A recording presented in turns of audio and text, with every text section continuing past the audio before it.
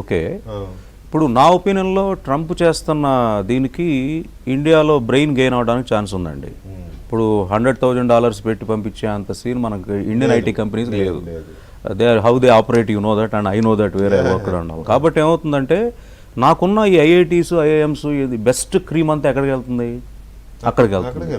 ఈ రోజున 700 global capability centres ఇండియాలో ఉన్నాయి. మన central minister Ashwini Vaishnaw said it will become probably 2500 global capability centres. అంటే ఏంటంటే వాళ్ళు ఇక్కడికి వచ్చి పెట్టేస్తున్నారు. అంటే I'm not talking about data centres. మీరు అన్న ట్రంప్ చేస్తున్న దాన్ని బట్టి ఏంటంటే ఐ హ్యావ్ వన్ అడ్వాంటేజ్ ఏంటంటే brain gain. It's not brain gain. అంటే టాప్ టాలెంట్ ని ఇక్కడే గ్లోబల్ క్యాపబిలిటీ సెంటర్ లో రిక్రూట్ చేయడానికి ఛాన్స్ ఉంది.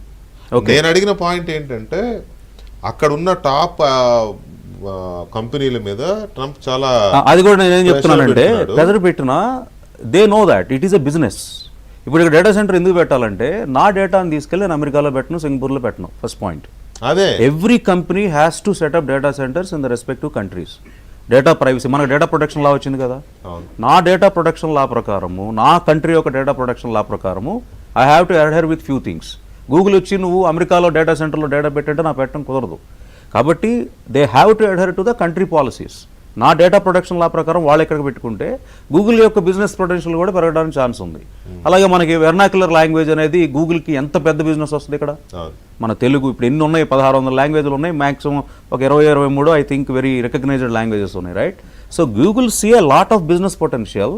అండ్ ఇందాక చక్రవర్తి గారు చెప్పినట్టుగా ఒక్కొక్క జీపీయూ $50,000 ఉంటుంది. 4 లక్షల జీపీయూస్ కావాలి. ఆ మనీ అంతా ఎక్కడికి వెళ్తుంది? అమెరికాకే వెళ్ళేది ఎన్విడియా. ఈ 4 లక్షల అంతే కదా.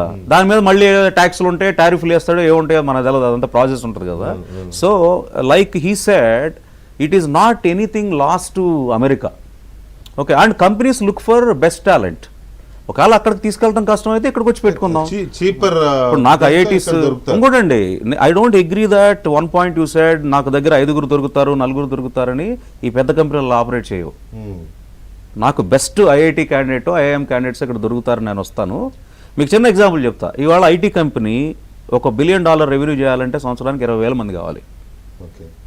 ఇంకొక 5 సంవత్సరాల్లో 15,000 మందితో చేసేస్తాం. అంటే 5,000 లెగిసిపోతారు. అంటే అవసరం 5,000 లెగిసిపోవటం అంటే ఉన్నాళ్ళు కాదు. నాకు ఇప్పుడు రిక్రూట్మెంట్ ఫ్రెషర్స్ నేను 15% అండి. కొన్ని లక్షల మంది ఇంజనీరింగ్ గ్రాడ్యుయేట్స్ బయటకు వస్తుంటే జాబ్స్ వచ్చేది ఎంతమందికి కదా.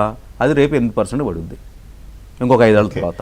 ఎందుకంటే ఇప్పుడు జరుగుతుందంతా ఈ గూగుల్ డేటా సెంటర్ వైజాగ్ ఇదంతా ఒక ఇదైతే చంద్రబాబు నాయుడు గారు రిపీట్గా చెప్తున్నది quantum computing, Amaravati quantum centre అవుతుంది అని చెప్పి ఆయన క్వాంటమ్ టెక్నాలజీ ఐటీ కాస్త ఇప్పుడు క్యూటీ అవుతుంది. ఈ క్యూటీ అనే దానివల్ల ఏంటి అనేది కూడా ఒక బ్రీఫ్గా దాన్ని తెలుసుకుంటూ